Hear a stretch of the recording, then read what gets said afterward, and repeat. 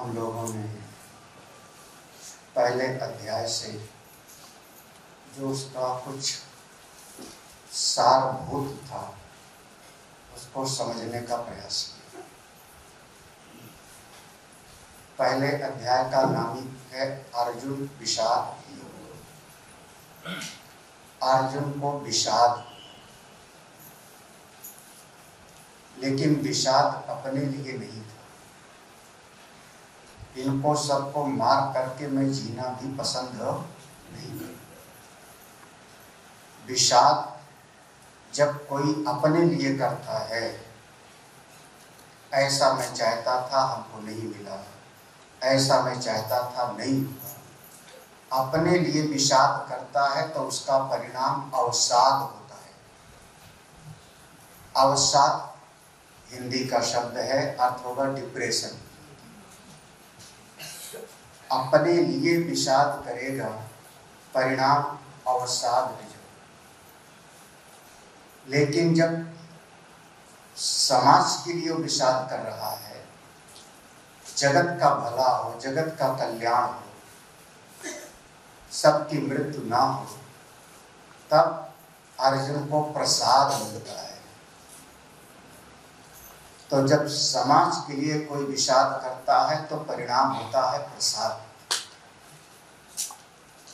और प्रसाद के लिए भगवान ने स्वयं कहा, प्रसादे सर्व दुखानां हानिरस्योपजायते। जिसके जीवन में भगवान का प्रसाद मिल जाए, उसके जीवन के सारे दुख दूर हो जाते।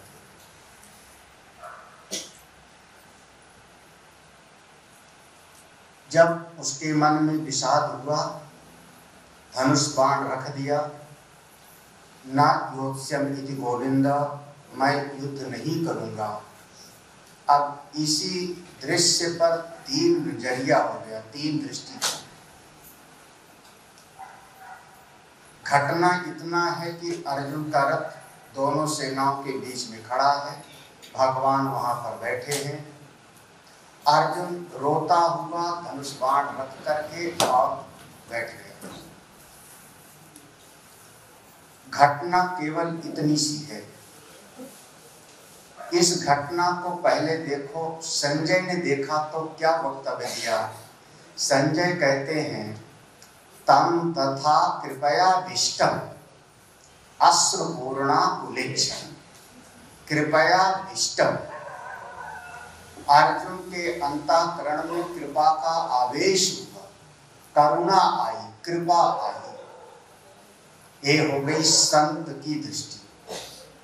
संजय माने जो अपने मन पर, अपनी इंद्रियों पर जिनका अच्छी तरह से विजय है, उन्हीं का नाम हुआ संजय। वही संत हैं। तो संत की दृष्टि में हमेशा अच्छाई होती है, कुछ न कुछ अच्छा ढूंढ लेंगे। भले इस अध्याय का नाम विषाद योग है, लेकिन संजय कहते हैं अर्जुन के मन में करुणा आई, कृपा आई। देखो भाव देखो, संत की दृष्टि में श्रेष्ठता को ढूंढ लेना होता, अच्छा ही देखो। अब मान लो कोई संत हैं और उनके पास 50 शिष्य हैं, या कहीं प्रवचन कर रहे हैं, 100 लोग उनको सुन रहे हैं, श्रवण कर रहे हैं। उन्हीं में से कोई एक व्यक्ति संत की दृष्टि सब पर समान है, सब पर समान है। उनकी तो आत्मामय दृष्टि है, ब्रह्ममय दृष्टि है। लेकिन उसी में से किसी एक ने उनकी शरण ग्रहण कर ली। मैं आपका शिष्य हूं, मेरे अज्ञान को मिटाएं। मैं आपका शरणागत हूं, आप मेरे शोक को दूर करो। तो जैसे सामने वाले ने कहा मैं शिष्य हूं, तो दूसरा अपने आप गुरु की भूमिका में आ गया।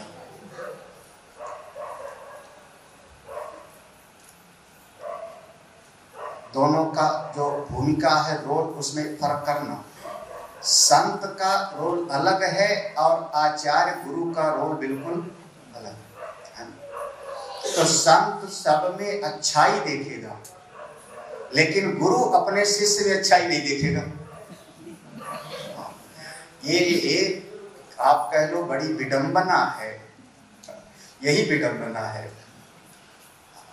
गुरु हमारा सूरमा, गुरु तो वो है जो अपने शिष्य में कमी ढूंढता है, कहाँ पर कमी है उस कमी को इंगित करेगा, बताएगा, तुमने यहाँ गलती किया, तुमने वो गलती किया, तुमको ऐसा नहीं करना चाहिए था। तो गुरु शिष्य में हमेशा दोष देखता। समस्या यही होती है कि मान लो कोई गुरु जी हैं, उनके पास 4 शिष्य बैठे उनके पास, तो शिष्यों में तो वो कमी देखते रहते हैं, डांटते रहते हैं। 10 भगत आ गए, उनको प्रणाम किए, उनको कुछ फूल माला पहनाए, तो उनको बड़े प्यार से बात करते हैं। तो वो जो पास वाला सेवक है ना, उसके दिल में जलन होती है। बताओ, हम इनकी सेवा करते हैं और ये हम इनमें कमी देखते हैं। हाँ, वो सामने 25 भगत आए, उनकी कितनी प्रशंसा की, कितना उनसे खुश हुए। तो ये जो एक विडंबना है, इस स्थिति को साधक समझ ले तो बहुत बढ़िया। भगवान अब आचार्य की भूमिका में आ गए ना, भगवान गुरु बन गए ना। जैसे सामने वाले ने अपने मन की बात कही तो भगवान उसके आचार्य की भूमिका में गया। अब संत का रोल अलग, अब गुरु की।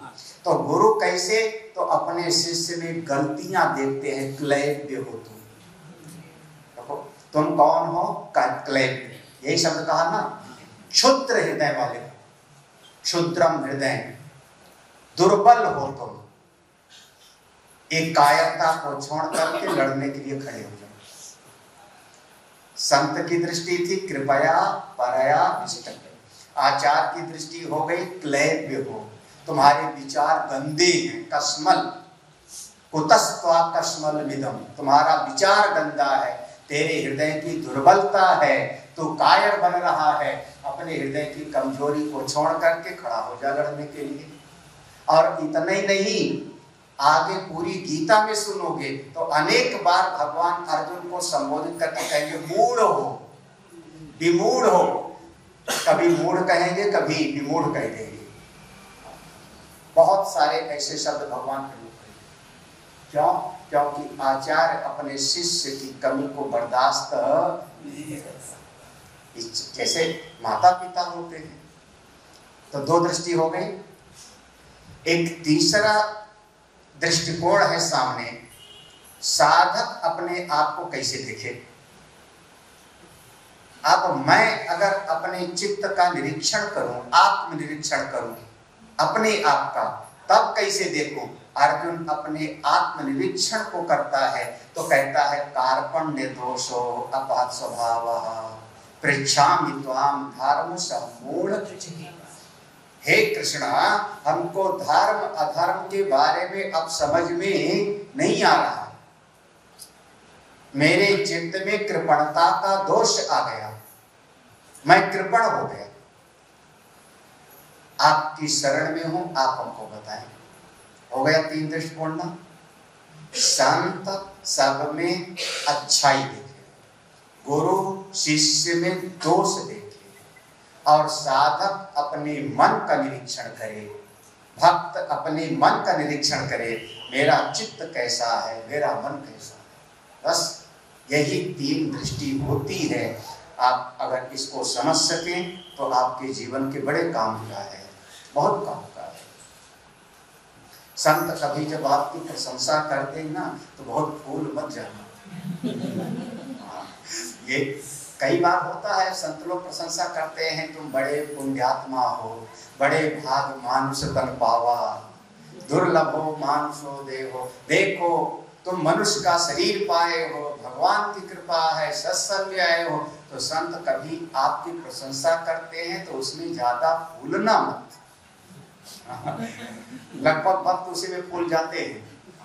अगर आप बहुत ज्यादा उससे प्रभावित हो गए तो फिर उस संत से ज्ञान तक प्राप्त करोगे। महाराज, आप मेरी प्रशंसा नहीं, आप हमारे हृदय में जो दोष हैं उनको बताइए, आप मेरे भीतर की कमियों को निकालिए। नहीं तो प्रशंसा से तो अभिमान आ जाता है। अब दूसरे अध्याय का नाम हो गया सांख्य योग। यही हुआ ना, जब कोई विषाद में पड़ा है, तब कोई व्यक्ति है दुख में पड़ा है, कष्ट में पड़ा है, तो उसको कम से कम एक श्रेष्ठ लक्ष्य दिखाना पड़ता है। बेटा तुम परेशान क्यों होते हो? कोई बात नहीं, आज परीक्षा में पास हो गए, फेल हो गए, कोई परवाह नहीं, आगे तुम्हारा बहुत सारा भविष्य बाकी है। आप उसको श्रेष्ठ लक्ष्य दिखाओ। जब कोई श्रेष्ठ लक्ष्य दिखाओगे तो उसके भीतर प्रेरणा जगेगी, वो अवसाद से बाहर होगा, डिप्रेशन से बाहर आएगा। तो दूसरा अध्याय एक तरीके से अर्जुन को लक्ष्य दिखाया गया है। अगर दूसरे अध्याय में ज्ञान हो जाता तो आगे का कोई उपदेश की जरूरत नहीं। जब स्थित प्रज्ञ का लक्षण बता दिया तो आगे की जरूरत क्या थी? तो दूसरा अध्याय अर्जुन को गंतव्य दिखाया, तुम यहां तक पहुंच सकते हो, तुम मनुष्य हो, साधक हो, तुम उस स्थिति को प्राप्त कर सकते हो। दुखेषु अनुद्विग्नमना सुखेषु विगत स्प्रिया, वहां तक तुम पहुंच सकते हो, प्रयास करो। ये लक्ष्य है। दूसरा अध्याय साधक के जीवन में लक्ष्य का निश्चय कर देता है। आपका ये लक्ष्य है, याद रखना कौन सा लक्ष्य है? ऐसा ब्राह्मी स्थिति पार्थ, याद है ना? वही ऐसा माने यह, ऐसा यह जो बताया भगवान ने स्थित प्रज्ञ के लक्षणों में, यही ब्राह्मी स्थिति है, ये ब्रह्म स्वरूप की स्थिति है, और यही पर तुमको स्थित होना है, यही निष्ठा पानी है तुमको। आखिरी समय में भी निष्ठा बन गई तो तुम्हारा कल्याण हो जाएगा।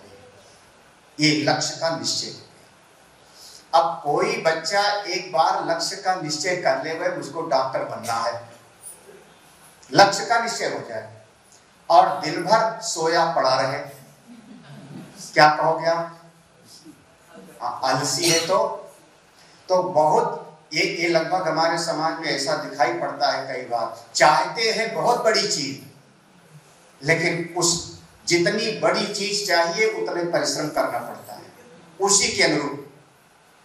भाई आपको 50 ग्राम मूंगफली चाहिए 10 रुपया, 100 ग्राम चाहिए तो ज्यादा पैसा, 10 किलो चाहिए तो और ज्यादा, यही ना?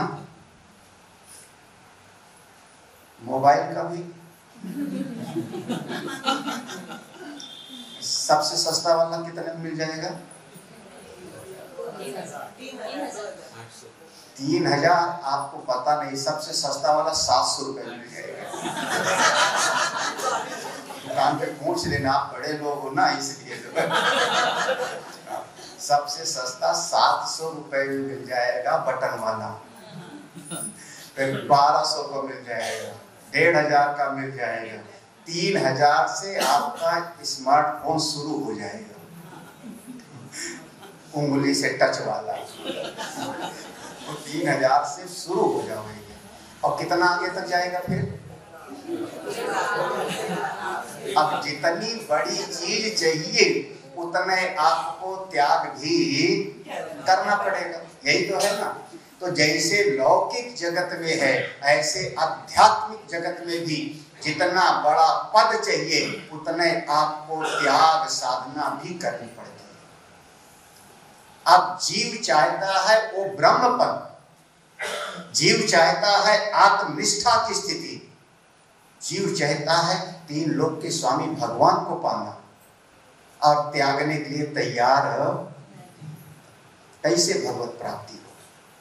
आप चाहते हो श्रेष्ठतम पद ना, आप चाहते हो भगवान को ना। भगवान ऐसे वैसे थोड़े 3 लोक के स्वामी हैं। तो एक प्रधानमंत्री से मिलना हो तो आपको महीनों प्रयास करना पड़ेगा, हाँ। और तो 3 लोक के सम्राट हैं, ब्रह्मांड नायक हैं, तो उनको पाने के लिए, आत्मज्ञान पाने के लिए फिर उसी अनुरूप हमको साधना भी करना, केवल कल्पना करने से नहीं होता। तो उपाय क्या है? तो तीसरे अध्याय हम बेटे को कहेंगे, बेटा डॉक्टर बनना है तो पढ़ो, करो, कुछ नाम दे दिया ना, कर रही हो, कारण योग। कोई आलसी बच्चा है तो हम उसको कई बार कहेंगे, अरे पढ़ा क्यों रहता है, जाके खेल के आ, अरे दोस्तों के साथ घूम के आ, कुछ कर तो, कुछ तो कर, बाजार ही जा, चला जा, खरीद के ले आ, दिन भर कमरे में पड़ा रहता है। अब उस बच्चे को आप आलस्य से कर्म में लगाए। अब वो बच्चा कर्म में इतना लग गया कि सवेरे से शाम तक मोटरसाइकिल लिए घूमते ही रहे दोस्तों के साथ, हम इतना करने लगे। तब क्या कहोगे आप ही माता पिता, कहोगे दिन भर घूमता रहता है, थोड़ा पढ़ तो लिया कर ना। चौथे अध्याय का नाम देखो, कर्म के पहले लगा दिया। बिना पढ़े बिना समझे अगर करोगे तो दुख मिलेगा, तो ज्ञान के साथ कर्म। अज्ञानी आदमी तो कर्म करता ही रहता है, 84 लाख योनियों में कर्म तो किए और क्या किए।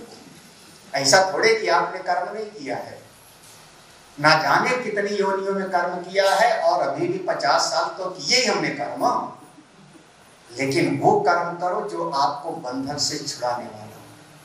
कर्म बंधम प्रहास्य। अब कोई समझ करके कर्म करने लगता है, देखो अब समझ करके करने लगता है।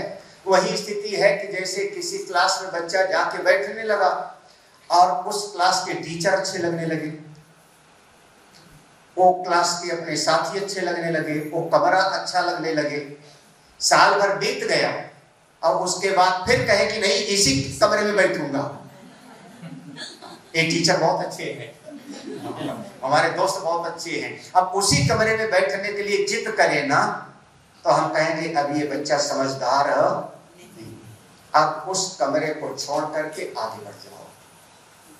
इसका नाम है कर्म संन्यास। 5वां अध्याय, आगे बढ़ते जाओ। अगला देखो, अगली सीढ़ी पर चढ़ने के लिए आपको पहले वाली सीढ़ी को छोड़ना पड़ रहा है। अगर नीचे वाली सीढ़ी नहीं छोड़ोगे तो अगली सीढ़ी पर आप चढ़ नहीं पाओगे। कर्म संन्यास, इसीलिए 5वें अध्याय का भगवान ने नाम दिया कर्म संन्यास। अब जब 5वें अध्याय में कर्म संन्यास की बात भगवान ने बता दी और हमने एक स्थिति प्राप्त की, मन की शुद्धि हो गई, अंतःकरण की शुद्धि हो गई, कर्म करते करते मन का विक्षेप शांत हो गया, तो क्या करें हम, अब क्या करें? तो भगवान कहेंगे अब ध्यान करो, अब तुम ध्यान करो, अपने आप को संयम करो। और 6ठे अध्याय का नाम है आत्म संयम योग या ध्यान योग, दोनों नाम आप कह सकते हो। आत्म संयम योग, ध्यान योग। अब ध्यान करो, अब ध्यान में प्रवेश करो। कैसे करें ध्यान में प्रवेश? तो पहली शर्त है अनाश्रिता कर्म फलम कार्यम कर्म करोति यः स सन्यासी च योगी च न निरग्निर्न चाक्रियः। यहां से शुरू किया ना, पहला शब्द किया अनाश्रिता, यहां से ध्यान रखना अनाश्रिता। अब आप इस लौकिक जगत में किसी पर भी आश्रित मत हो। अनाश्रिता, किसी पर आप निर्भर मत हो। पराधीन सपने हो सुख, ऐसे है ना। परतंत्रता सबसे बड़ा दुख है, सबसे बड़ा दुख परतंत्रता, किसी को पसंद नहीं आता। किसी पर, अरे कर्मों के फल पर भी आश्रित मत हो। अनाश्रिता कर्म फल, अब मैंने ये काम किया है तो हमको अमुक फल ही चाहिए, ऐसा भी आप अपने मन में कोई भाव मत लो, तब आप ध्यान में प्रवेश कर पाओगे। तब ध्यान, जगत में किसी पर भी आश्रित मत हो। आश्रय समझ रहे हैं ना? हाँ? नहीं समझ रहे? देखो, आपका स्वरूप 3 शब्दों में हम कहते हैं, आप सत हो, चित हो और अनंत। तीनों शब्दों को मिला देते हैं तो हम कहते हैं सच्चिदानंद। ये संधि कर दिया, सत चित आनंद, आपकी आत्मा का ये स्वरूप है। सत माने जो हमेशा रहता है, जिसका कभी अभाव नहीं है। तो देखो भगवान को हमने कहा सच्चिदानंद। भागवत में प्रारंभ यहीं से करते हैं, सच्चिदानंद रूपाय विश्वोत्पत्त्यादि हेतवे तापत्रय विनाशाय श्री कृष्णाय वयम। भगवान कृष्ण का स्वरूप क्या है? सच्चिदानंद। सत्य माने त्रिकाले अपि तिष्ठति स सत्, यह परिभाषा। त्रिकाले अपि तिष्ठति, जो तीनों कालों में है उसका नाम है सत्य, जिसका कभी अभाव नहीं। ना सतो विद्यते भाव। दूसरा है जो चित्त। चित्त माने ज्ञान स्वरूप, जिसमें कभी जड़ता हो नहीं सकती, जिसमें कभी अंधकार का प्रवेश हो नहीं सकता। सूर्य को कभी अंधकार का दर्शन नहीं होगा, और ज्ञान स्वरूप है चित्त। हमारे गुरुदेव जी एक दृष्टांत देते थे कि कहीं पर एक विवाह का मौका था। विवाह में पुराने जमाने में जब बिजली नहीं थी तो एक पेट्रोमेक्स जलाया जाता था, गैस का जो है बड़ा सा। तो घर के मालिक ने एक पेट्रोमेक्स जलाया और एक कर्मचारी को दे दिया, उसके सर पे रख दिया, ले जा जहां अंधेरा है वहां रख दिया। आप वो सर पे रख करके घंटे भर घूमता रहा, लौट के आया। मालिक ने कहा क्यों रखा? नहीं, उसने कहा हुजूर ढूंढ रहा हूं अंधेरा कहाँ है। आपने कहा था जहां अंधेरा है वहां रख दिया, और हमको अंधेरा कहीं ही। क्यों? क्योंकि आपने सर पे रखा है प्रकाश। तो प्रकाश जहां है वहां अंधकार का नामो निशान। आप वो चित्त स्वरूप हो, ज्ञान स्वरूप हो, प्रकाश स्वरूप, सत चित्त और आनंद स्वरूप हो। वो आपका अपना स्वरूप है, वो आप आत्मा, आप ब्रह्म स्वरूप हो। नहीं जानते, यही तो ज्ञान है। नहीं जानते, भूल गए, भूल गए। जैसे आपने कभी कहा, देखो जैसे आपने कहा इस व्यक्ति के बगैर मैं मर जाऊंगा, एक व्यक्ति नहीं मिला, एक वस्तु नहीं मिली तो मैं मर जाऊंगा। आपने अपने सत्य का निषेध कर दिया। आपने जो सत्य का स्वरूप है उसके खिलाफ जाकर के बात किया ना। मतलब है तो सत्य स्वरूप, आप हो तो नित्य, लेकिन कहते हो इसके बगैर मर जाऊंगा। इसका मतलब आपने सत्य को ठीक ठीक समझा, सत्य का आपने अपमान कर दिया। फिर जब कहते हो इसके बगैर मुझको कुछ सुझाई नहीं पड़ रहा है, मैं ये चाहता था, ऐसा चाहता था, इसके बगैर कुछ सुझाई नहीं पड़ रहा, मुझको कुछ सुझाई दिखाई नहीं पड़ रहा। क्यों नहीं दिखाई पड़ रहा है? आप तो ज्ञान स्वरूप हो। आपने चित्त का अपमान कर दिया। और जब आपने कहा इसके बगैर मैं बहुत दुखी हूं, आपने उसका आश्रय बना लिया। इसके बगैर मर जाऊंगा, इसके बगैर सुझाई नहीं पड़ रहा, इसके बिना मैं रह नहीं सकता। यानी आप हो गए किसी पर आश्रित। इसी का नाम हुआ आश्रित। आप उस पर आश्रित। क्या हुआ? कुछ कठिन ज्यादा तो नहीं हुआ? क्योंकि पहला शब्द समझिए कैसा, अनाश्रिता।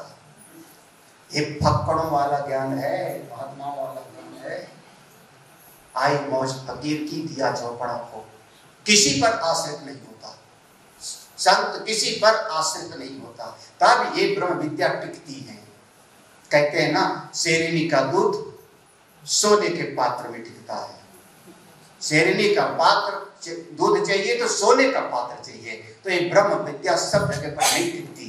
ये आत्मज्ञान उसमें टिकता है जो जगत में किसी पर आश्रय न लेवे, किसी का अपने शरीर के द्वारा किए गए कर्मों पर भी उसका आश्रय नहीं है। अनाश्रिता, और फिर अपना जो कर्तव्य करता रहता है। ऐसा साधक हे अर्जुन जो किसी का आश्रय लेता ही नहीं, वही तो सन्यासी है। देखो, किसी का सहारे नहीं चाहिए उसको। कौन हो गया? जब किसी का सहारा चाहिए तो आप संसारी हो गए। किसी के बगैर जी नहीं सकते हो तो संसारी हो गए। जिसको किसी का सहारा नहीं चाहिए वो सन्यासी। सा सन्यासी चा ये। और मान लो कोई ऐसा है कि लाल कपड़े वाला महात्मा आ गया, उसने सन्यास ले लिया है, लाल कपड़े वाला संन्यास ले लिया है बाकायदा, लेकिन वो कहता है नहीं नहीं, इस चेला के बगैर मैं नहीं रह पाऊंगा, एक पोथी के बगैर मैं नहीं रह सकता, इस कपड़े के बगैर मैं नहीं रह सकता। तो उसने भी तो आश्रय तो ना निरग्नि न च अक्रिय। निरग्नि माने सन्यासी, जिसने अग्नि का त्याग कर दिया, जो अग्नि नहीं छूता लेकिन लाल कपड़े सन्यासी है। अब सन्यासी है लेकिन अगर कई चीजों पर उसने आश्रय बना रखा है, इसका मतलब अभी वो संन्यास्त।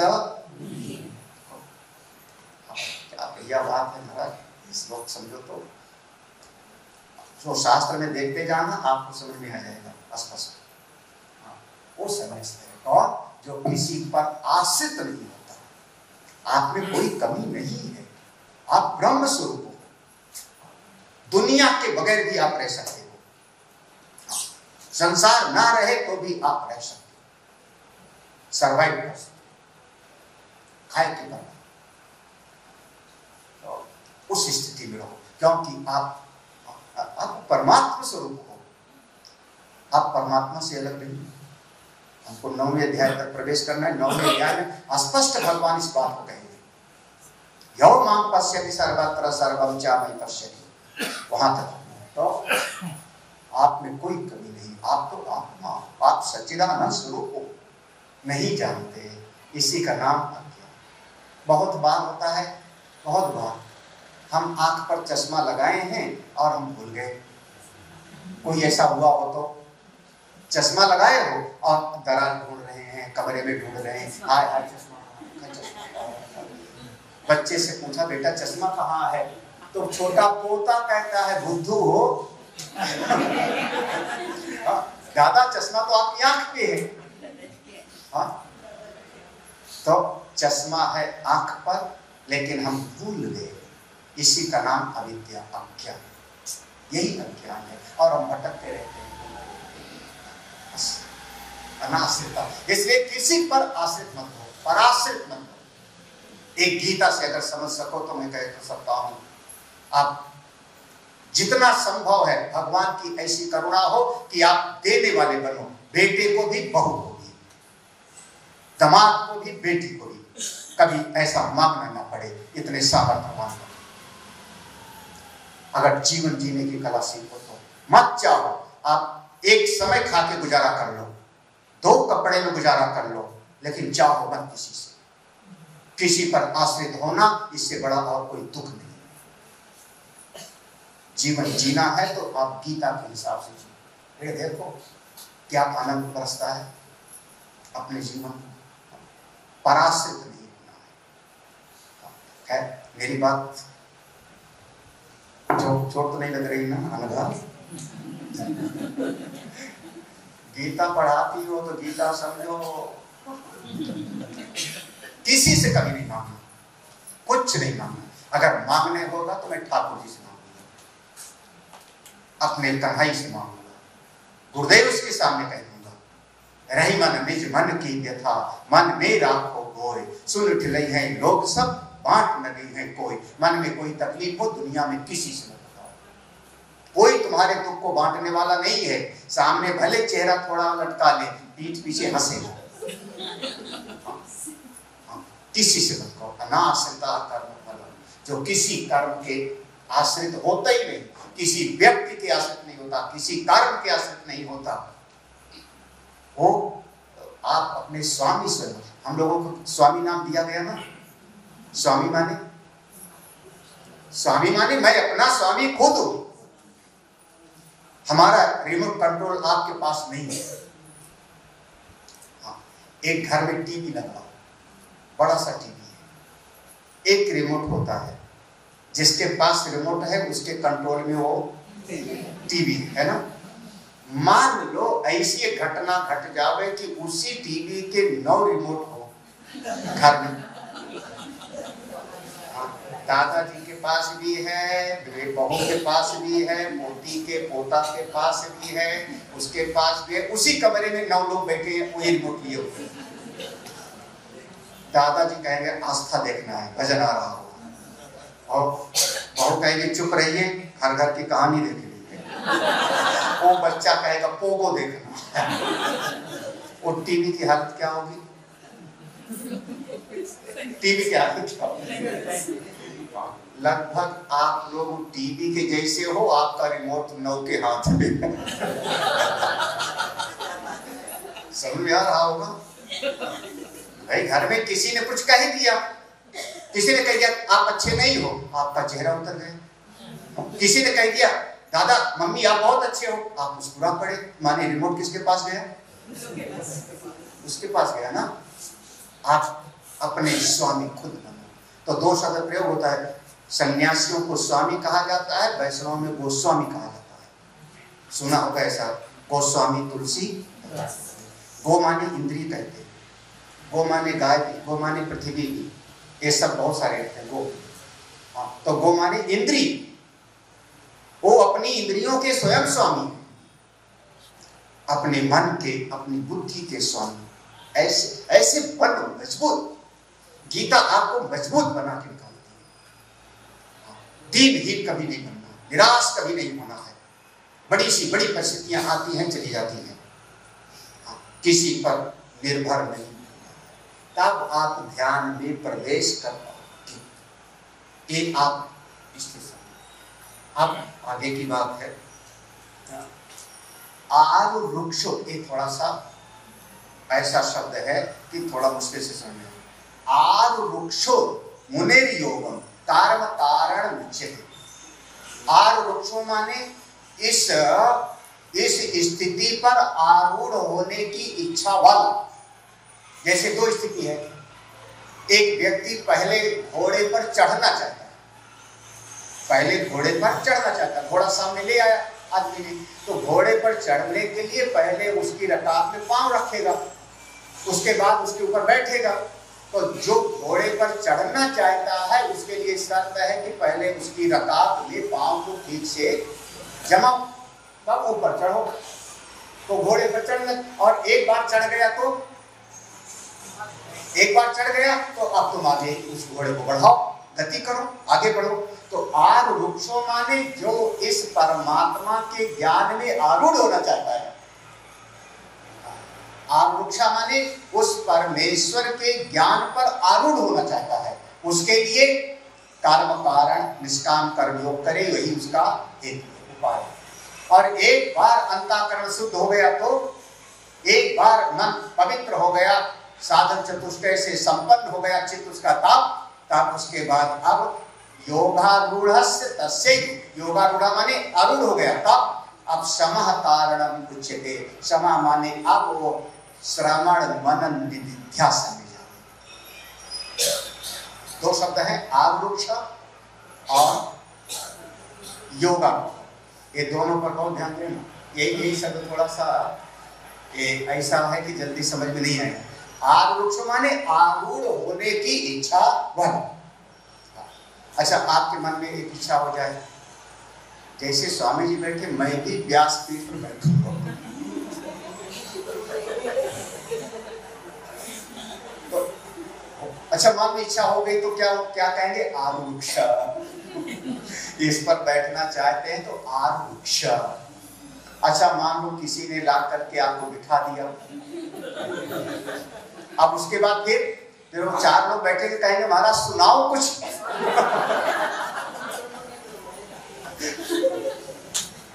तो योगारूढ़स्य तस्यैव समः कारणम उच्यते।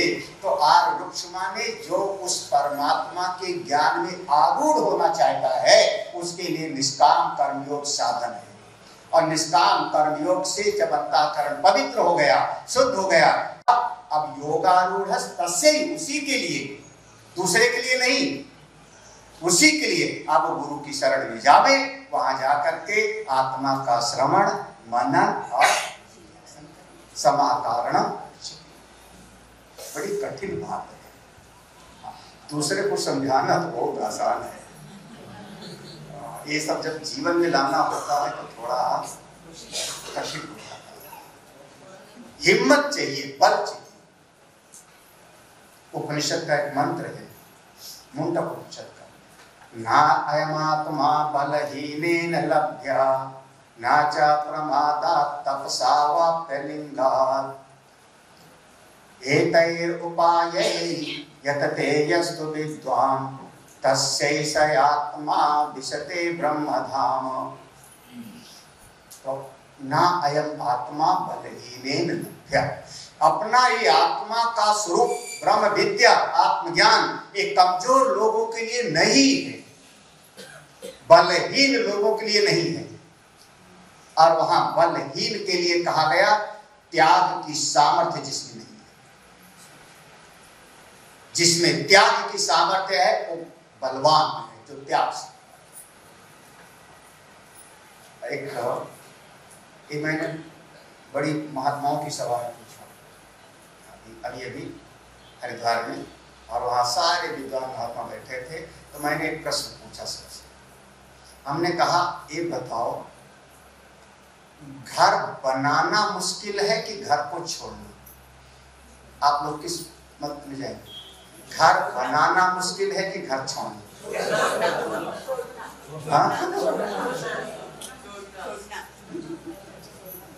अब देख लो, अब आप लोग तो मत हो रहे हो। बनाना मुश्किल है कि छोड़ना? छोड़ना बहुत मुश्किल है ना। और जबकि छोड़ने में कौन सा, ये झोला उठाया चल पड़े।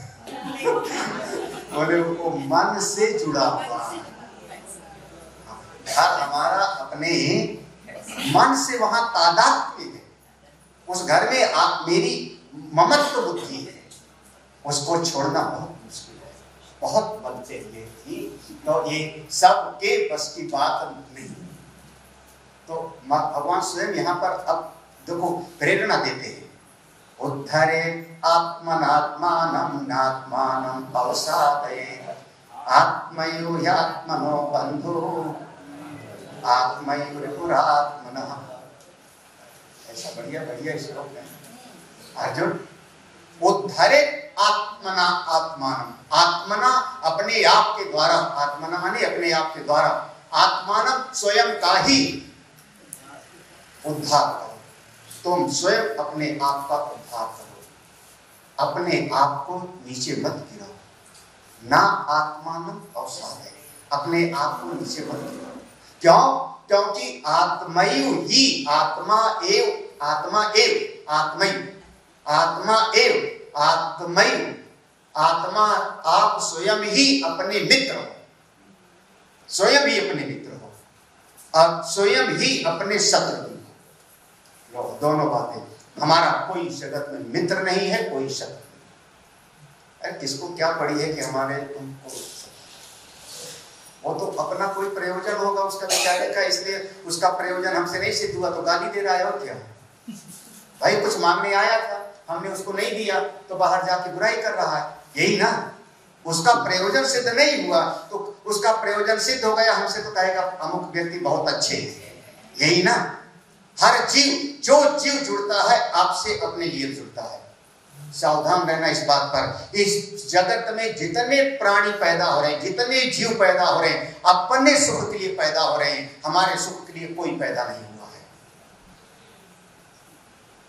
एक बात अगर समझ में आ जाए नारायण, एक बच्चा भी अगर पैदा हो रहा है मेरे घर में तो अपने कर्मों का फल पाने के लिए पैदा हो रहा है ना, अपने सुख के लिए पैदा हो रहा है, मेरे सुख के लिए नहीं पैदा हो रहा है।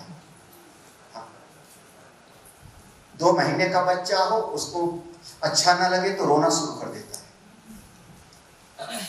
4 महीने का बच्चा हो, इतना रोता है, मम्मी घुमाओ, गोदी में ले लो, यही ना। क्यों? वो गोदी में सुख पाता है, अपने सुख के लिए।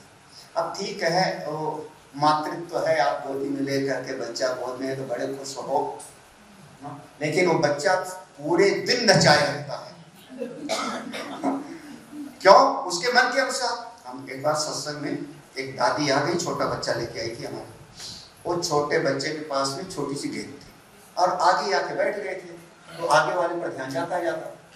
तो वो बच्चा वो गेंद दादी को दे गई, दादी फिर दादी से मांगी। दादी उसको गोद हाथ में ले लेती है, फिर हम के यहाँ से लेता है। और ये करीब 10-12 बार हुआ। वो बच्चा गेंद दे गए और फिर गेंद जब उनके हाथ में जाओगे तो गेंद दे देंगे। वो हमारी नजरों में खटक रहा था। तब हमने वहां से समझा, वो बच्चा देखो उसको सत्संग इतना थोड़े समझ में आएगा, 1-2 साल का बच्चा, उसको तो उसी में तो वो 10 बार आपको दौड़ाता है, 10 बार खड़ा करता है। क्यों? क्योंकि अपना सुख। आप समझिए, थोड़ा बच्चा और बड़ा हो जाएगा, ये खाना हमको पसंद नहीं है, ये नाश्ता हमको पसंद नहीं है, हमको तो वही वाला खाना खिलाओ जो भगवान को भोग न लगाया जावे। समझ में आ गई बात कि नहीं? हाँ, हम कहते हैं वो खाना खिलाएंगे जो भगवान को भोग लगा के खिलाएंगे, प्रसाद। हाँ, वो चाउमीन का भोग लगाया कभी? चाउमीन, पिज्जा, बर्गर, पास्ता, पेटी, हमने ना पीना होगा, भोग लगाया। तो फिर क्यों खाते खिलाते हो?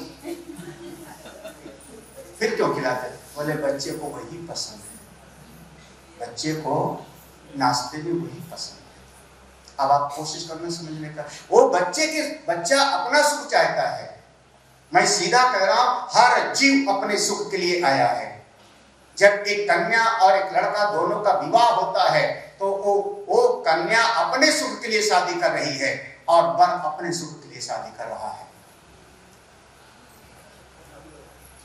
क्या कठिन तो नहीं? आप यहाँ आए हो तो मेरे सुख के लिए थोड़े आए हो।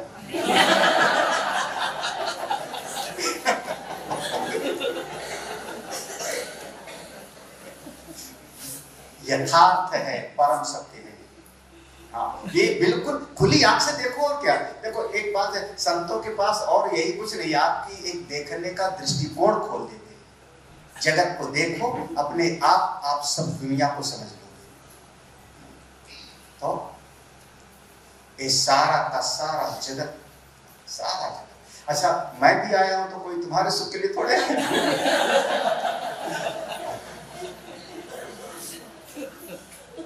जैसे हरिद्वार में मान लो लखनऊ में हो गए और लखनऊ में दूसरे महात्मा आते हैं, दोनों टाइम सत्संग चलता है हमारा लगातार 10 साल से, सवेरे भी शाम को वहां पर लोग होते हैं।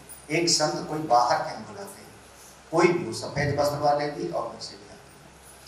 तो जब हम रहते हैं तो फिर हम वहां सत्संग नहीं सुनाते, क्योंकि हम सत्संग सुनाने लगेंगे तो सब हमारे पास बैठेंगे, उनके पास नहीं जाएंगे तो मन में थोड़ा सा अच्छा नहीं लगेगा, तो हम नहीं सुनाते, वहां बैठे रहते हैं।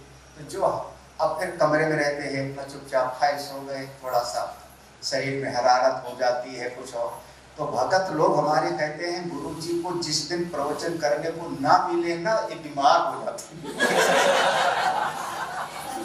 इनसे 1 घंटा बुलवा लीजिए तो ठीक हो जाएगा।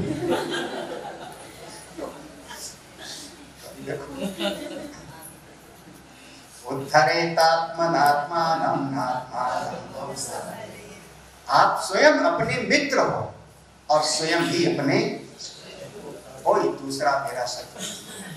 हर जीव अपने प्रयोजन से हमसे मिलता है, उसका प्रयोजन हमसे सफल हो गया तो हम पर अच्छाई का आरोपण करेगा, उसका प्रयोजन सफल नहीं हुआ तो उसके लिए हम बुरे हो जाते हैं।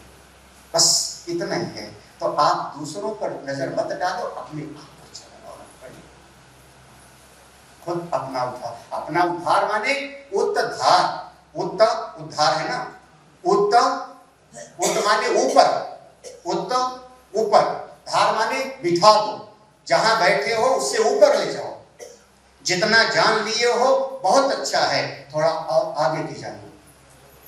दूध बहुत अच्छा होता है, गाय का दूध है, श्रेष्ठतम दूध है, लेकिन उसमें जरा सा मिश्री डाल दो तो और बढ़िया हो गया ना। थोड़ा केसर भी डाल दिया तो, तो इलायची भी डाल दिया तो दूध अच्छा है, लेकिन थोड़ा उसमें और आप उसको कर सकते हो। तो जो जान लिया है बहुत अच्छा है, जितना साधना भजन किए बहुत अच्छा है, लेकिन थोड़ा और अभी और ऊपर ले जाओ। उद्धार, ऊपर की तरफ, उत माने ऊपर, अपना उद्धार, अपने आप को ऊपर बिठाओ।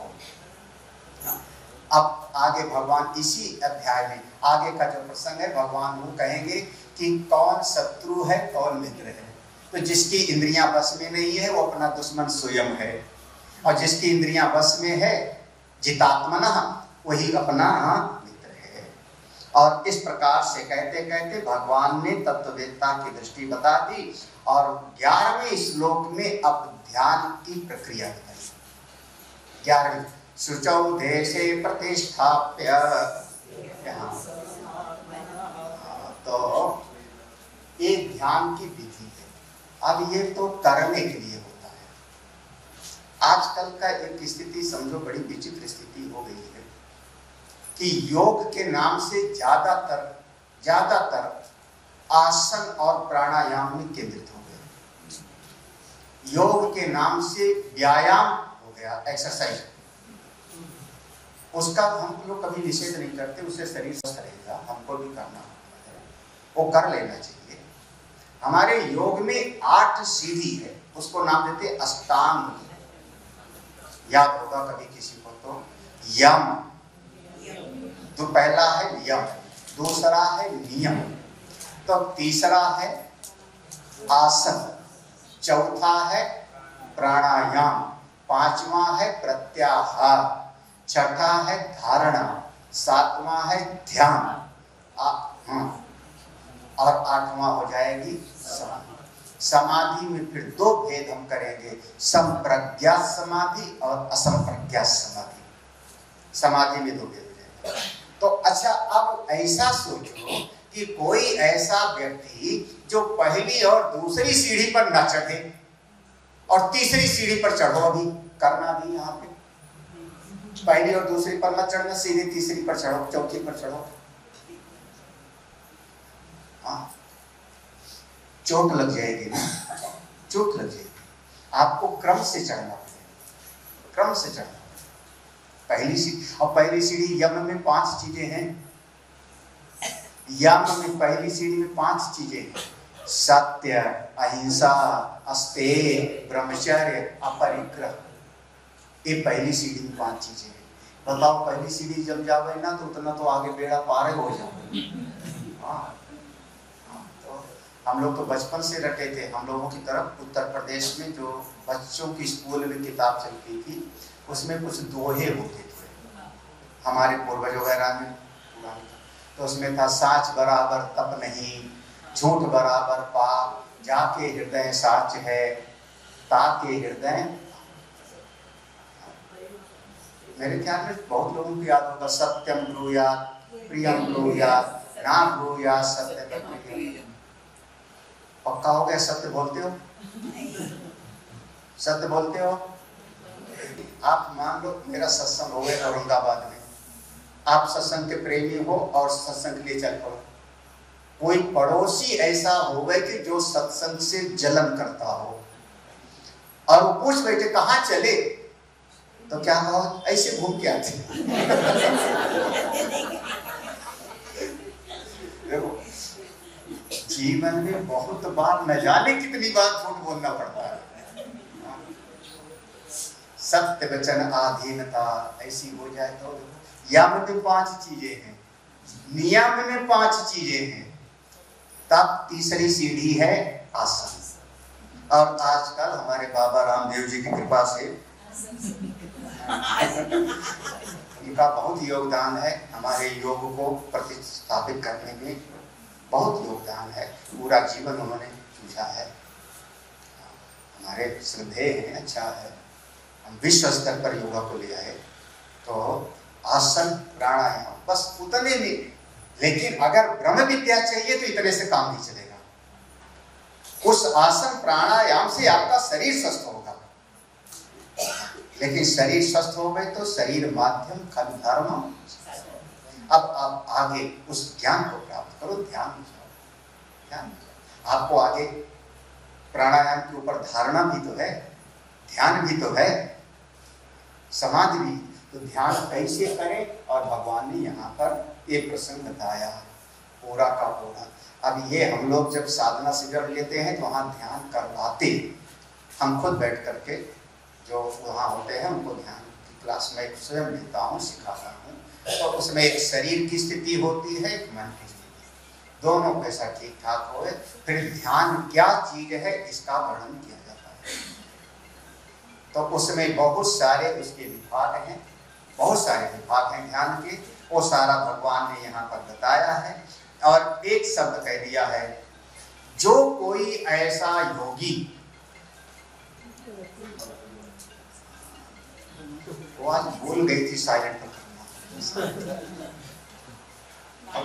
मैं ध्यान नहीं रहा हो जल्दी। तो शांतिम निर्वाण परमा, ऐसा कोई ध्यान करने वाला योगी होगा, ध्यान करने वाला जो योगी होगा वो प्राप्त करेगा किसको? शांतिम निर्माण परमा, 15वां श्लोक, वहां पहुंच जाएगा। मत सस्थान अधिगच्छति, और मेरे परमात्मा स्वरूप को प्राप्त, ऐसा ध्यान करते करते वहां पहुंच सकता है। अब कभी भी कोई दवाई बताई जाती है तो उसके साथ परहेज भी बताया जाता है, उसके कुछ नियम भी होते हैं। सवेरे खाना है कि शाम को खाली पेट खाना है कि खाने के बाद खाना है, देखो तरीका बताया ना। तो उसी प्रकार से भगवान कहते हैं ये जो ध्यान योग है, एक किसका नहीं लगेगा ध्यान, देखो लिखा हुआ है पहले, ना अति स्नातु, ना अति स्नातः, जो बहुत ज्यादा खाने वाला होगा वो ध्यान नहीं कर सकता, ज्यादा खाने वाला होगा तो ध्यान। एक बार कोई अपने यहाँ का पहलवान, तो वो वृंदावन की तरफ आया, सारे लोग देखने गए। उस समय पूज्य स्वामी अखंडानंद महाराज थे, तो उनके पास गए, किसी ने कहा स्वामी जी पहलवान है। उन्होंने पूछा करता क्या है? बोले 1 दर्जन अंडे का नाश्ता करता है, 1 दर्जन अंडा खाता है, फिर इतना ब्रेड खाता है, इतना 2 किलो दूध पीता है, इतना नाश्ता उसका होता है। पूछा फिर खाना? बोले खाने में इससे 5 गुना ज्यादा खाता है। महाराज श्री ने कहा जो इतना, फिर उन्होंने पूछा करता क्या? बोले दूसरे को पटक देता है, पहलवान है। महाराज श्री ने कहा जो इतना खाएगा दूसरे को पटकी देगा, उठा नहीं सकता, फिर संत फिर गिरा देगा, उठाना तो कोई संतों का काम है। जो ज्यादा खाएगा उसका ध्यान नहीं। समझ में आ रहा है ना? कहाँ लिखा है गीता में? ये मत कहना गुरु जी ने कहा, स्वामी जी ने कहा, गीता में लिखा है। कहाँ लिखा है? कहाँ लिखा है? 16वें श्लोक का पहला चरण, 16वें श्लोक का पहला चरण, ना अति स्नातः तु योगा अस्ति। अति स्नातः, अति माने ज्यादा, स्नाता माने खाने वाला, ज्यादा खाने वाले का ध्यान कभी लगता। अभी आप लोग कर लेना, प्रैक्टिकल कर लेना, किसी दिन कहीं जाना पड़े शादी वगैरह में, शाम को खूब खा लेना, हाँ खूब खा लेना, और फिर आप सवेरे 5 बजे उठ करके ध्यान में बैठ के देख लेना अपने मन को, नहीं। अच्छा दूसरा देखो, दूसरा अगर कोई कहे ठीक है मैं बिल्कुल खाऊंगा ही नहीं, बिल्कुल उपवास करूंगा, शरीर को सुखा दूंगा, शरीर को सुखा दूंगा, तो भगवान अगले चरण में कहते हैं ऐसा उपवास करने वाला भी ध्यान, क्योंकि आंख बंद करके बैठेगा तो रोटी दिखाई पड़ेगी, भूख लगी होगी तो महाराज खाना याद आएगा ना। ध्यान में करना है परमात्मा का ध्यान, तो ना ज्यादा खाना है और ना बिल्कुल उपवास करना है। बिल्कुल कैसे? युक्ताहार विहारस्य युक्त, उतना खाओ जितने में जीवन चल जाए। एक धनवंतरी जी थे, काशी में बैठे थे धनवंतरी जी, तो वाक भट्ट करके महापुरुष, ऐसा माना जाता है क्योंकि हमारे धन्वंतरी जी भगवान के अवतार हैं, आयुर्वेद के जनक हैं, समुद्र मंथन के समय प्रकट हुए थे ना धन्वंतरी जी। एक हाथ में आयुर्वेद, एक हाथ में अमृत का कलश, ऐसा बताया गया। हम लोग उनका जन्म दिवस मनाते हैं एक दिन, त्रयोदशी ना उनका जन्मदिन। तो वो बैठे हैं काशी में, उनके ऊपर सिर के ऊपर कौवा का रूप धारण करके वाघ भट्ट जी आए, बैठे सिर पर बैठे और पूछा, जैसे कौवा बोलता है काव काव, उन्होंने पूछा कोरुख कोरुख कोरुख कोरुख माने कौन निरोगी होगा, बताओ कौन निरोगी होगा, निरोगी कौन होगा। तो उन्होंने कहा मित भुक हित भुक ऋत भुक, बस ये 3 सूत्र, 3 सूत्र हो गया वहां से, मित भुक हित भुक ऋत भुक। नहीं क्लियर? मित माने थोड़ा सा संयम, जितनी भूख है उससे थोड़ा कम खाओ, मित भूख कम खाओ। हित भूख वो चीज खाओ जो तुम्हारे शरीर को ठीक ठाक रखे, ऐसी चीज मत खाओ जो शरीर को तकलीफ दे, जबान को अच्छी लगे। ये संसार का आदमी जीवा के चक्कर में मर जाता है। पेट तो महाराज घास की रोटी भी खा के रह लेगा ना, और सारा स्वाद कहां पर है, जीभ के अगले वाले हिस्से। रसना इंद्रिय का स्थान माना जाता है जीभ का अगला। कई बार कड़वी दवाई होती है तो जीभ पीछे रखते हैं और गिलास पानी पी लेते हैं ना, पीछे रखते हैं, आगे नहीं। ज्यादा स्वाद यहीं पर है और अंदर गया तो फिर सब बराबर। हाँ, लेकिन आदमी जो है स्वाद के चक्कर में मारा जाता है। वो खाओ जिससे आपके शरीर का हित हो। मित माने संयमित, हित माने कल्याणकारी, ऋत हो वो खाओ न्याय की कमाई का हो, अनित की कमाई का अन्न मत खाओ। क्यों? क्योंकि आहार शुद्ध हो सत्य शुद्धि, सत्य शुद्धा ध्रुवा स्मृति। जैसा खाए अन्न वैसा होवे मन। ईमानदारी की कमाई खाओ। आप हमारी बात इतना मानो, हमारी बात इतना मानो कि आप घर में जो अनाज लाते हो, राशन आता है, वो अपनी सैलरी की कमाई से हो, क्योंकि वह अन्न बच्चे खाएंगे, बच्चे खाएंगे। और बच्चों का मन भी ठीक रखना है, अपना मन भी ठीक रखना है। तो जो राशन है वो अनीत का पैसे का अगर लिफाफा लेते हो तो मंदिर में दान कर दो मंदिर में दान कर दो, जाओ बिजली का बिल जमा कर दो, कुछ और कर दो, लेकिन अपने परिवार के, अपने शरीर पर उसका उपयोग। देखो अब ये सूक्ष्म चीजें हैं, क्योंकि आहार शुद्ध हो, जैसा खावे अन्न वैसा हो। अनित ऋत भुक कहा था ना, मित भुक हित भुक ऋत। मात्रा कम हो खाने की और कल्याण करने वाला, फायदा करने वाला खाओ, और नित की कमाई का खाओ, अनित की कमाई का मत खाओ।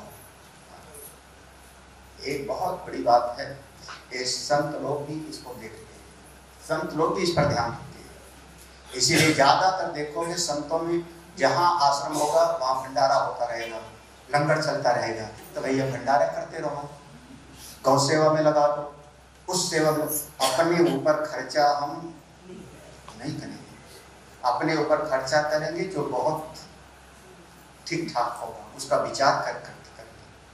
ये बहुत सावधानी रखनी पड़ती है, नहीं तो वो वाला है सावधानी हटी युक्ताहार विहारस्य युक्त चेष्टस्य कर्म युक्त स्वप्नावशीलस्य युक्त स्वप्नावबोधस्य योगो भवति योगो भवति दुःखः। वो ध्यान योग कर लेगा। अच्छा, अब हम ध्यान कब तक करें? हमारा ध्यान लग गया, इसकी पहचान क्या है? गुरु जी, भगवान, हे कन्हई, आप एक बात बताइए, मैं ध्यान करने बैठा, बिल्कुल स्थान पवित्र, सब करके एक मन से मैं ध्यान करने बैठा, आंख बंद करके ध्यान लग गया। इसकी पहचान क्या है? इसकी पहचान क्या है? यदा न लीयते चित्तम न च विक्षेप्यते पुनः, वहां नहीं है, वो दूसरी जगह का है। यथा शब्द आएगा ना, यथा माने दृष्टांत, यथा माने जैसे, जहां भी यथा शब्द आए समझ लेना एक दृष्टांत है, क्योंकि बिना दृष्टांत के बात समझ में ही नहीं आती। यथा माने जैसे, जिस प्रकार से एक दीपक जल रहा, पहले जैसे ऐसा कोई, हम तो लैंप में पढ़े हैं, एक लैंप होता था, मिट्टी के तेल से जलता था, ऊपर ऐसे टेढ़ा टेढ़ा सा शीशा लगाते थे। किसी को पता हो शायद?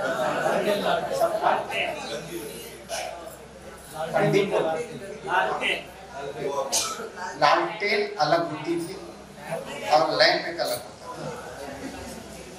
हम बच्चे थे तो बहुत बढ़िया उसको साफ करते थे, चूना लगा के शीशा। तो अब उसके ऊपर शीशा रख दिया तो चारों तरफ से हवा का दबाव उस पर नहीं पड़ेगा, ऑक्सीजन चाहिए तो ऊपर से उसको मिल जाता है। तो वो जो लौ जलती है नीचे लैंप में, वो जो कि बाहर से हवा उसको नहीं मिल रहा इधर से, तब वो बिल्कुल लौ डगमगाती रही, बिल्कुल सीधी। ऐसे हमारे चित्त की स्थिति बन जाए। जब आप ध्यान में बैठो तो यथा दीपो निवातस्था नेंगते ना इंगते, सा उपमा, वही उपमा हमको याद आ रही है अर्जुन। सा उपमा सोपमा स्मृता, उपमा हमको यही याद आ रही है, दृष्टांत वही कि एक दीपक जल रहा हो और हवा का दबाव नहीं पड़ता, तो बिल्कुल उसकी ज्योति अपनी ज्यों का त्यों जलती रहती। ऐसे साधक का चित्त बिल्कुल शांत रहे,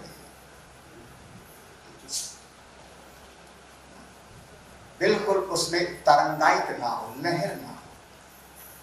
किसी ने दो शब्द बोल दिया और चित्त लहर खा गया तो समझो कि अभी ध्यान, आप बैठे थे ध्यान में, याद आ गया अमुक व्यक्ति ने हमको गाली दिया था, बस अब आपका चित्त जो है वो लहर गया, है ना। या ध्यान में बैठे थे, बात है जल्दी जल्दी ध्यान पूरा हो जाए तो चल के नाश्ता बनाना, कुछ काम करना है ना, तो आपका चित्त अब वो लहर में आया ना। कई बार अब ध्यान करोगे तो गुरु जी की बात याद आ रही है। ऐसा उन्होंने एक संत अपने शिष्य को बहुत बहुत टेढ़ा मेढ़ा बोलते थे, गाली देते थे, कड़वा बोलते थे, गाली देते थे, गाली। और शिष्य ने प्रार्थना किया एक दिन, गुरु जी आप सबसे तो बड़े प्रेम से बात करते हैं, हमको गालियां देते रहते हैं आप क्या? तो गुरु जी ने बड़े प्यार से कहा। एक दिन उनका मन ऐसा था, उनका बेटा अगर तुम मेरी गाली नहीं सह पाओगे तो दुनिया वालों की गाली कैसे सहोगे? तुल्य निंदा, अगर तुम मेरी गाली नहीं सुन सकते तो संसारियों की गाली जब मिलेगी तब कैसे सहोगे? संत लोगों की अपनी दृष्टि होती है। तो संसार में कोई चीज याद आ जाएगा, चित्त आपका लहर वाला हो जाएगा। कुछ याद ना, बिल्कुल शांत बैठे, ध्यान में बैठो, कुछ मत करो, कुछ मत सोचो, इसी का नाम ध्यान है। जब कुछ सोचते हो तो उसका नाम है एकाग्रता, उसका नाम है धारणा, वो ध्यान नहीं। जब कुछ सोचते हो, मैं एक मंत्र का जाप करूंगा, ओम नमः शिवाय, ओम नमः शिवाय, ओम नमः शिवाय, आप मन को एकाग्र कर रहे हो, तैयारी है, ये ध्यान नहीं है, ये ध्यान में जाने की तैयारी। आप हो सकता है मन से ध्यान किया, ठाकुर जी का हमने मानसिक पूजा करनी है, मन से पूजा कर रहे हो, ध्यान कर रहे हो, मन में आंख बंद है, वो आपका ध्यान में जाने की तैयारी है। और अब अभी पूरा ध्यान वो होगा जब आपका चित्त कुछ न सोचे, कुछ करना नहीं, अपने स्वरूप में बैठ जाओ। दीपो निवातस्थो निंगते सोपमान, ऐसी स्थिति। यदा ये उपनिषद में है, यदा न लीयते चित्तम न च विक्षिप्त, सोए भी नहीं। अब बड़ी बात तो यह है कि आप सोए भी नहीं हो, बिल्कुल होश में, होश और कुछ नहीं सोच, ये स्थिति प्राप्त हो जाए, फिर मैं कहूंगा ये सा ब्राह्मी स्थिति, यही पूरी स्थिति। इसके लिए बहुत अभ्यास करना पड़ता है। एक गुरुदेव दृष्टांत देते थे कि एक एथलीट होते हैं, उनमें एक होता है ऊंची कूद, एक दो खंबा गाड़ा, ऊपर एक धागा बांध दिया, ऊंची कूद, ऊंचा पोल वाला। तो अब वो जो ऊंची से छलांग लगाना है तो एक बांस लेके दौड़ता है ना, ऐसा है ना, एक बड़ा सा बांस लेकर के दौड़ता है।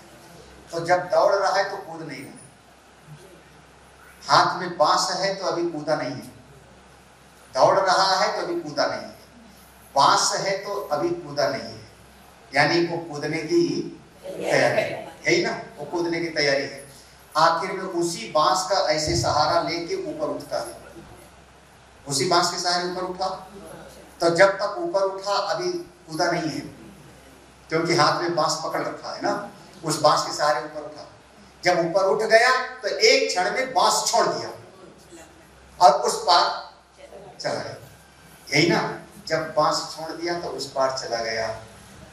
उसी प्रकार से जब तक एक मंत्र का सहारा लिए हो, ठाकुर जी के स्वरूप का सहारा लिए हुए हो, जब तक कोई आप चिंतन कर रहे हो, तब तक ये सब तैयारी है, दौड़ रहे हो बांस पकड़ के, दौड़। जब आप अपने स्वरूप में कूद गए तो उसका नाम होगा ध्यान, उसका नाम ध्यान। जब वो आश्रय बांस को भी आपने, तब उस अवस्था में कूद जाओगे, तब आप तो शायद स्पष्ट क्लियर हो गया कि नहीं। एक दृष्टांत और पहले बहुत ज्यादा दृष्टांत देते है ना, दृष्टांत ज्यादा हो जाता है ना।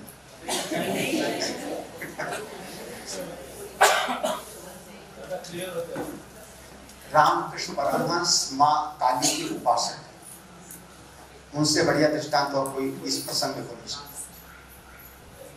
तोतापुरी जी महाराज चलते चलते आए। तोतापुरी का नियम था कि 3 दिन से ज्यादा कहीं रुकते नहीं थे। दक्षिणेश्वर के मंदिर में आए तो वहां पर वो रुके तोतापुरी। जब दक्षिणेश्वर के मंदिर में रुके, उसके बाद रामकृष्ण परमहंस को उन्होंने देखा, इतना अच्छे हैं। तब तोतापुरी जी कहते हैं कि तुम ब्रह्म ज्ञान प्राप्त करो, ब्रह्म विद्या प्राप्त करो। और माँ काली उनसे तो साक्षात बात करती थी, देखो कितनी भक्ति होगी उनकी। फिर उनका माँ से पूछूंगा, तो माँ काली से पूछा उन्होंने, माँ ये महात्मा जी आए हैं और कहते हैं ध्यान करो, ब्रह्म विद्या प्राप्त करो। तो माँ भगवती ने कहा, उनको प्रेरणा देके तो मैं ही लाई, मैंने ही उनके मन में संकल्प दे करके यहाँ पर लाया है, वो जो कहते हैं सुख। तब तोतापुरी ने रामकृष्ण परमहंस को संन्यास दिया, उनका नाम कुछ और था। तोतापुरी ने संन्यास दिया तो उनका नाम पड़ा रामकृष्णानंद पुरी, विवेकानंद पुरी। जैसे हम लोग सरस्वती, गिरी, भारती, तो पुरी नाम है, रामकृष्ण मिशन पुरी, पुरी नाम। तोतापुरी ने संन्यास दिया। फिर उन्होंने जब ध्यान की बात बताई, पढ़ते पढ़ते वहां 3 दिन से ज्यादा कहीं रुकते नहीं थे, वहां 1 महीना हो गया, 2 महीना हो गया। तो तोतापुरी जी कहते अब तुम ध्यान करो। जब ध्यान करने बैठे तो माँ काली भीतर, माँ काली का भाव आ जाए, माँ भगवती, माँ भगवती, और उनके रोए रोए खड़े हो जाए। तोतापुरी ने कहा नहीं, तलवार उठा के उस माँ काली को काटो जो भीतर आती है, तब तुम्हारी समाधि लगेगी। परमहंस ने कहा तलवार कहां से लाए? तोतापुरी ने कहा जहां से काली आती वहीं से तलवार है, मन में ही काली आई, मन से ही तलवार। फिर जब जब वो बैठे ध्यान करने के लिए, तब तक उनका काली माँ का ध्यान आए, होश ना रहे। तोतापुरी ने कमांडर उठाया, मैं जा रहा हूँ, ध्यान नहीं कर पाया, नहीं लगेगी समय। फिर गुरुजी रुक जाइए अब जरूर। तब उन्होंने एक दिन कहा कि मैं तुमको इशारा करूंगा, जब ध्यान में बैठोगे तो उसी समय तलवार उठाना। अब वो बैठे हैं, माँ काली का भाव आया, रोए रोए रोमांच खड़ा हुआ और एक ऐसे कुछ लेकर के मिट्टी कपड़ा वगैरह ऐसे कपड़ा ऐसे निशान लगा दिया मस्तक पर, और उसी समय उनका जो है तलवार उठाई, वो विधि पूरी की और समाधि में चले जाते। अभी अभी हमने सुना है जैसे माँ काली ने स्वयं रामकृष्ण को कहा मैंने ही बुलाया, तो भगवान ही प्रेरणा देने वाले हैं। और बिनु हरि कृपा, तो भगवान जब कृपा करते हैं तब से। अब देखो दोनों चौपाई है एक ही शास्त्र में, तो दोनों में विरोध हो रहा है। एक जगह पर लिखा कि हमारा जब पुण्य जग जाता है, तो हमारा जब पुण्य जगता है तो मैं संतों के दर्शन के लिए चलता हूं। तो जब आप संत के पास जाए तो समझना आपका पुण्य बहुत ज्यादा है। और जब आप अपने कमरे में बैठे हो, अपने घर में बैठे हो और अचानक संत आ गए तो हम गए नहीं, संत ही आ गए, तब भगवान की कृपा। जैसे विभीषण राम राम जपते थे और हनुमान जी दरवाजा खटखटाए जाकर। विभीषण तो कहीं गया नहीं, वो तो केवल भगवान का ध्यान करता है, राम राम जपता है, और हनुमान स्वयं उनके दरवाजे पर जी जाके गए ना। तो ये दो चीज है, हम लोगों का जो भगवान की कृपा है, आप लोगों के दर्शन हो गए आपके स्थान पे। थोड़ा एक प्रसंग था इस श्रीमद् भगवद गीता के 6ठे अध्याय का, ध्यान का प्रसंग। समझ में आया ना? ध्यान का पूरा ध्यान उस स्थिति को कहते हैं जहां पर हमारा चित्त बिल्कुल शांत हो जाए। उस स्थिति को ध्यान रखना, पूरा सारा हमारा वृत्तियां शांत हो गई। इसीलिए योग दर्शन में शुरुआत में लिखा है योगस् चित्त वृत्ति निरोध तदा द्रष्टु स्वरूपे अवस्थान, तब दृष्टा अपने स्वरूप में स्थित हो जाता है। तो ध्यान उसका नाम है जब आपके चित्त में कोई वृत्ति उदित ना हो। लेकिन जो हम मंत्र का जाप करते हैं, जो हम ठाकुर जी की सेवा करते हैं, जब हम शास्त्र का श्रवण मनन करते हैं, ये सब उस अवस्था में ले जाने की तैयारी है। ये उस अवस्था तक हमको पहुंचाती है। साधन को भी हम साध्य के नाम से बुला देते हैं। देखो, जो साधन है उसको भी हम कभी कभी साध्य के नाम से बुला देते हैं।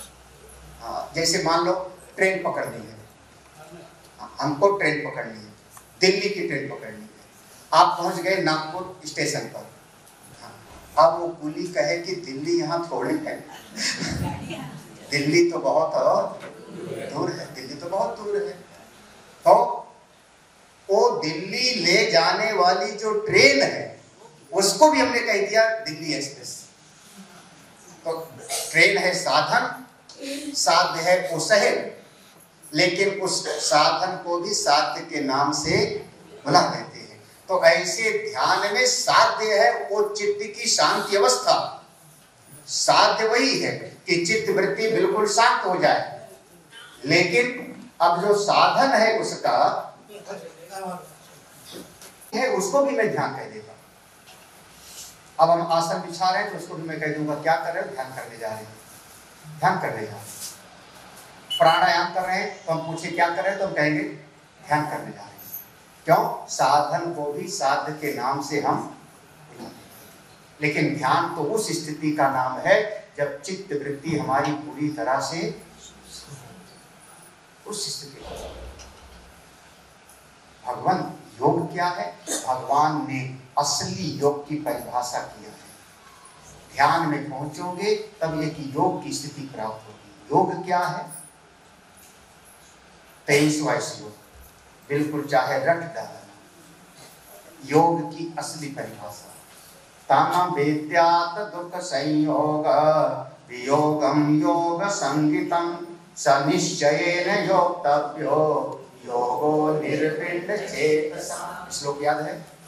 ओ ताम योगम विद्या, अर्जुन उसको योग समझो, उसको योग समझो।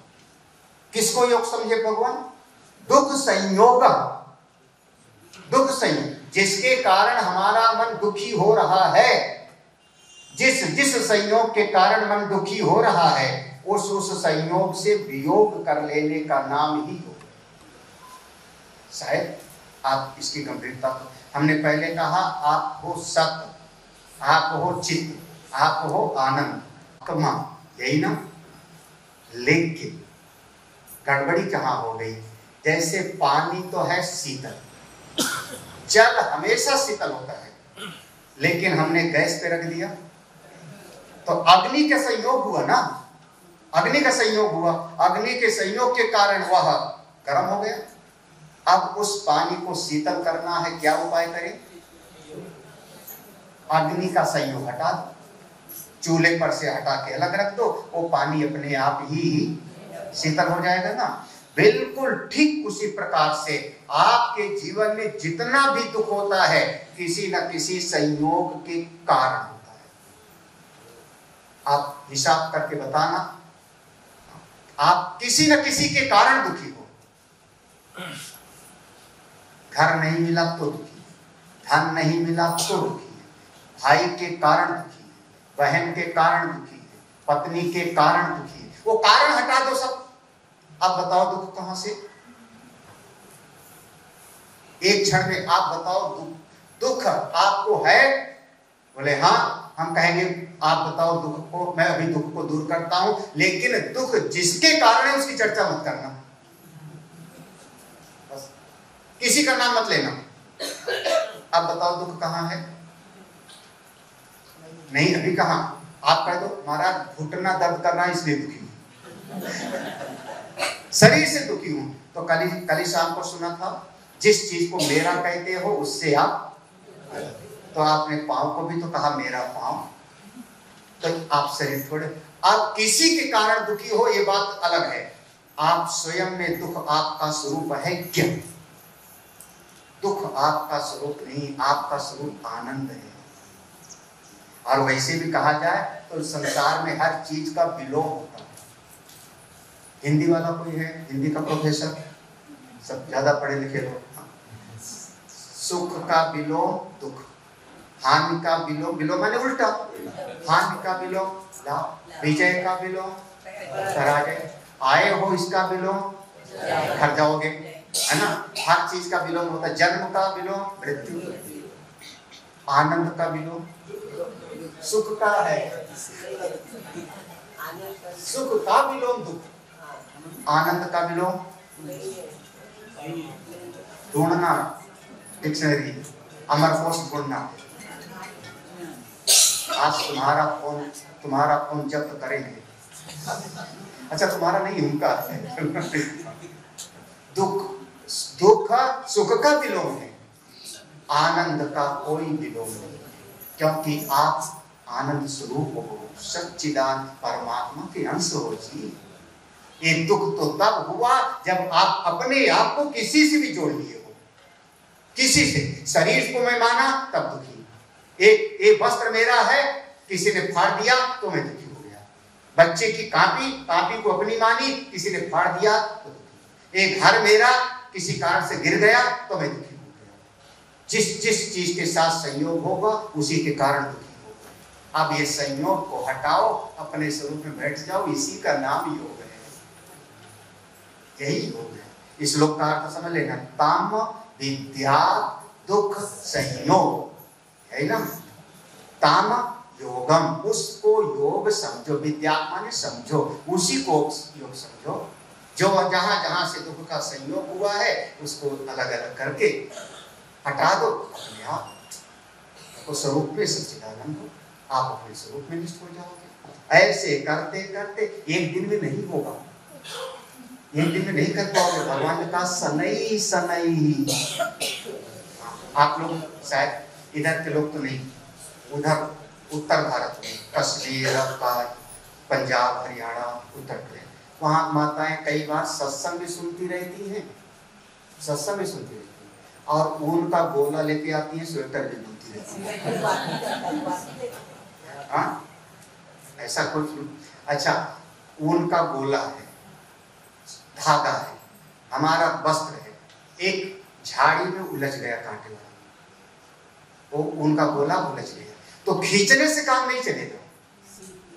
हाँ, उसको धीरे धीरे सुलझाना पड़ेगा। उसकी गांठ पड़ गई ना, गांठ पड़ गई तो खींचने से टूट जाएगा, उसको धीरे से उस गांठ को ढीली करनी पड़ती। भगवान ने कितना बढ़िया कहा, सनई सनई रूप रमे बुद्ध्या धृत गृहीतया, सनई सनई, धीरे धीरे सुलझाते हुए।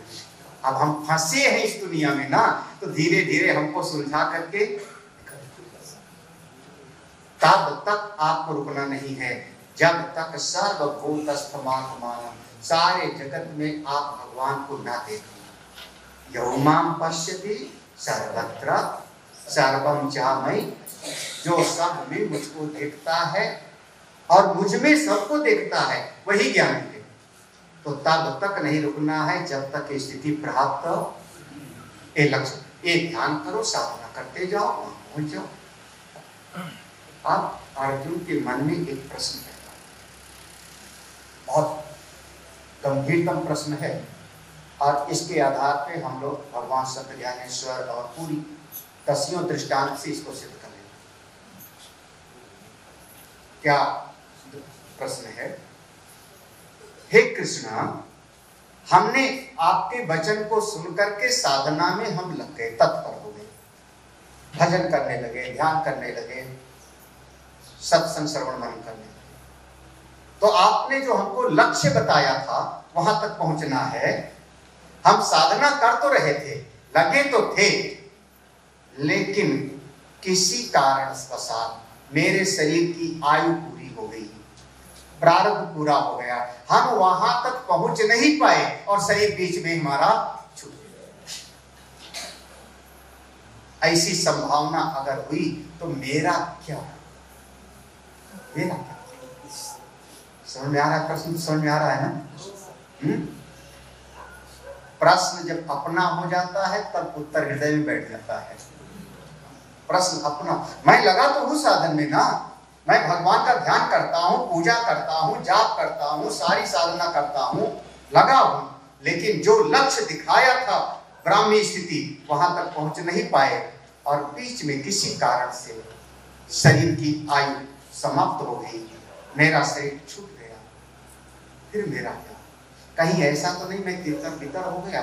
जैसे एक बादलों का टुकड़ा है और बादलों का टुकड़ा हवा आया तो छिन्न भिन्न हो जाता है, ऐसे मेरा जीवन तो छिन्न भिन्न हो। क्यों?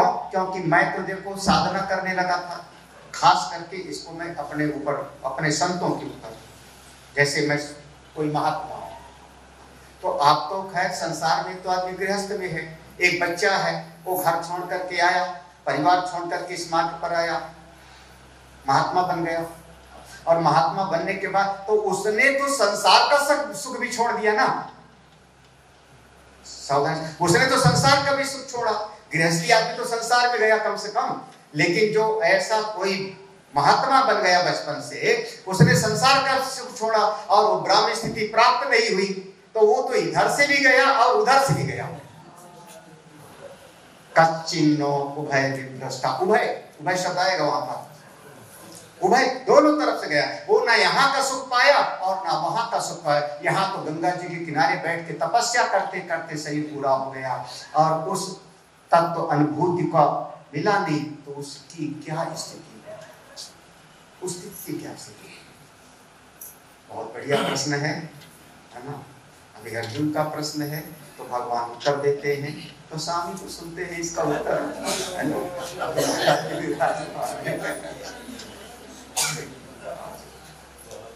आज कहीं थोड़ा जाना भी है तो थोड़ा जल्दी भी थी, आज यही पर मैं विश्राम दे रहा हूँ। आप स्वरूपतः आप सत हो, याद है ना, चित्त हो, लेकिन भूल